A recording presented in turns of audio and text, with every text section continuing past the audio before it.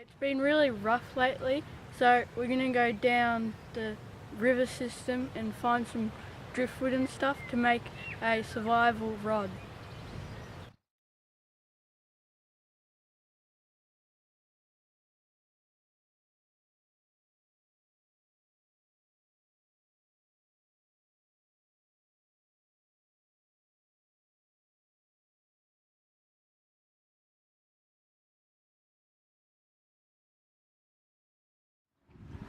Okay, right here we just found some sticks.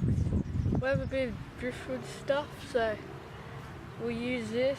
Well, we'll try, see which one's better. I reckon this one is. It's more like a rod shape.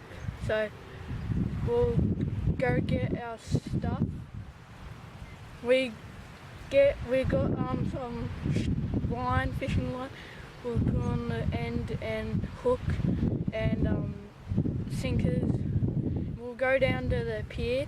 The beach is just behind us, and we'll just go fishing for fun. If we catch something we can eat, we'll go out and cook it up.